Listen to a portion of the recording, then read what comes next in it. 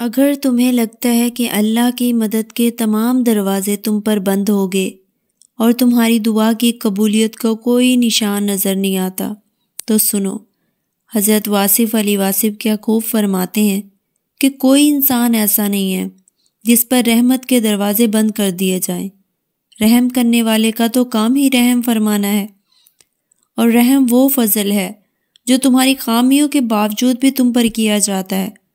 جانتے ہو قبولیت کے فیصلے نیت اور تڑپ دیکھ کر کیے جاتے ہیں، حالات اور اسباب دیکھ کر نہیں۔ اور یہ بھی ممکن ہے جس گھڑی تم اللہ سے مانگ رہے ہو وہی قبولیت کی عطا کی گھڑی ہو، تو کبھی ہمت نہ ہارنا اور اسی توکل سے تم اپنے رب سے مانگنا جاری رکھو۔ دیکھنا وہ بند دروازوں سے تم تک معجزات پہنچائے گا۔ یاد رکھو، سب سے زیادہ بارش تاریک ترین بادلوں سے برستی ہے۔ جانتے ہو وہ کون سا خاص اشارہ ہے جو یہ ظاہر کرتا ہے کہ عنقریب تمہارے لیے معجزہ ہونے والا ہے؟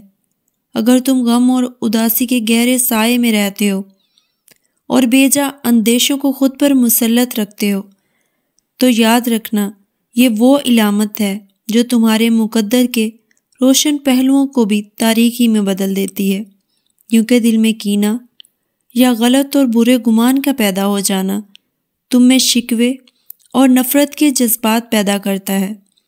یاد رکھنا، جس انسان میں نرمی ہوگی وہ اسے زینت بنا دے گی، اور اسے جس چیز سے نکال دیا جائے تو وہ اسے عیب دار بنا دے گی۔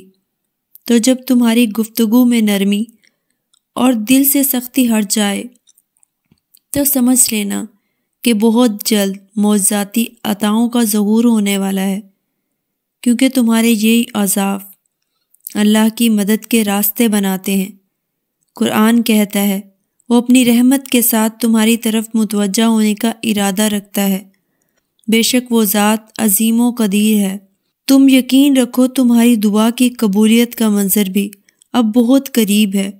تم شکر کی تیاریوں میں لگ جاؤ، بے شک جب اس مہربان کی رحمت عرش سے اترے گی نا تو تمہاری تاریک زندگی ایسے روشن ہو جائے گی جیسے ہر رات کے بعد صبح روشن ہوتی ہے۔ انشاءاللہ میری دعا ہے کہ اللہ تعالیٰ آپ کی تمام دعاؤں پر اپنا کن فرمائے اور وہ معجزوں میں سے جن کے آپ منتظر ہیں آپ کا مقدر بن جائیں۔ آمین۔